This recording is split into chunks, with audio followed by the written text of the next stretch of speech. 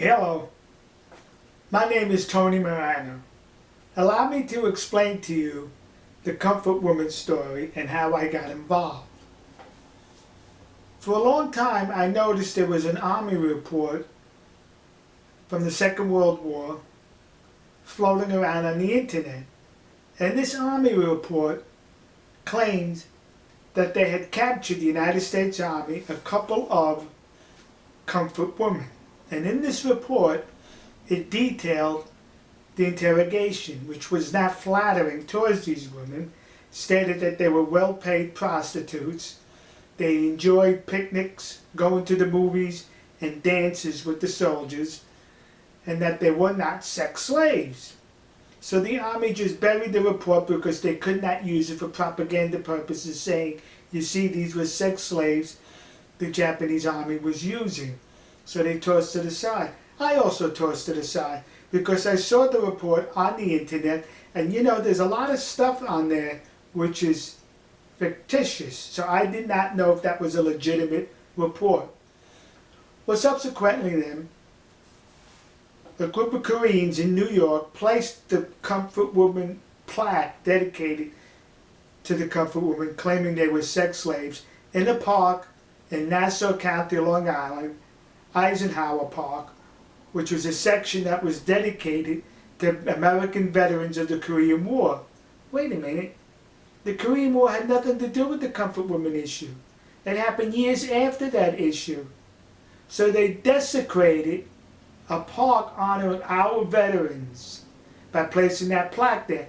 And that got me upset.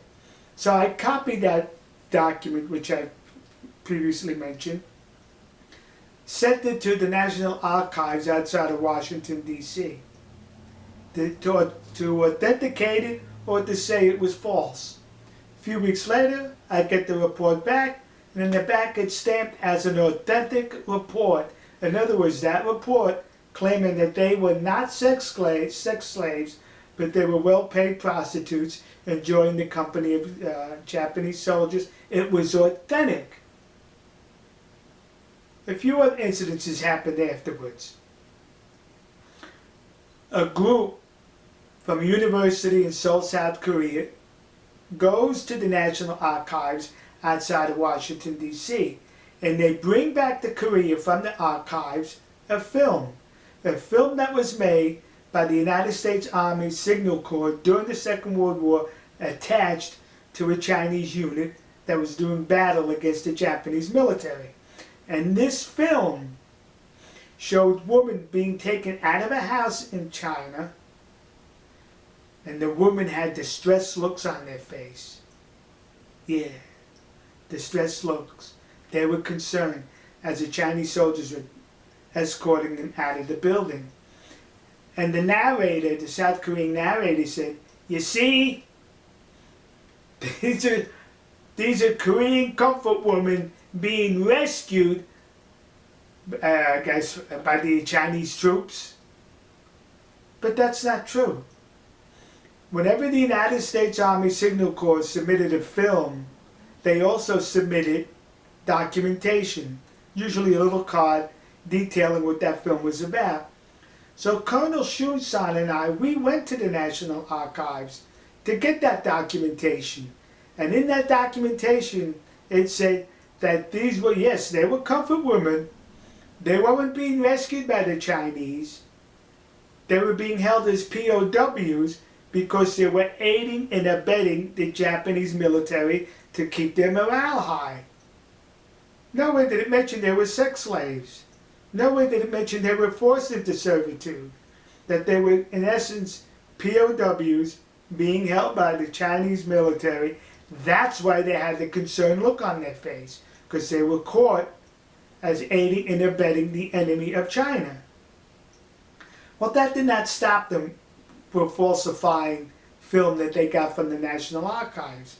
Subsequently, they posted another film they got from the National Archives. And in this one, it showed bodies in a pit. And the narrator, the Korean narrator, said, these were comfort women that were murdered by the Japanese military.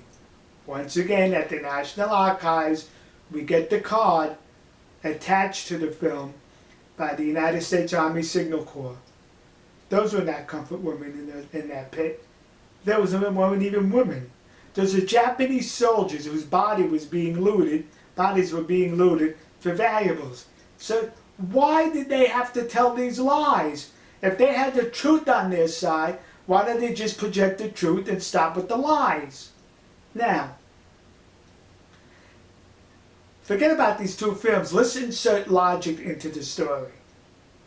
They're claiming that hundreds of thousands of women was taken off the Korean Peninsula, forced into sexual slavery.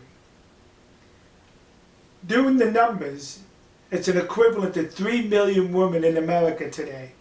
If 3 million women in America today were forced into sexual slavery, dragged out of the country by a foreign military, what do you think the American men will do? You know what the Korean men did? They stood in line to join the Japanese army. Wait a minute. Why would you join the army dragging your women off into sexual slavery? Maybe because they were not being dragged off into sexual slavery. Why would members of the Korean royal family join that army, the Japanese army? Huh? And then we have a gentleman by the name of Park Chung-hee. He joined the Japanese military. He was a Korean. He served in such distinction in the Japanese military, he rose up to be an officer, given a command of a unit, I think it was in Manchuria, somewhere in China. Years later, around 1963 or so, he becomes president of South Korea. Wait a minute. You make a person that assisted the Japanese army in dragging your woman off the peninsula and you make him president? You see? They're telling their lies about those two films and who knows elsewhere. And logic just does not support the accusations of being sex slaves. Thank you.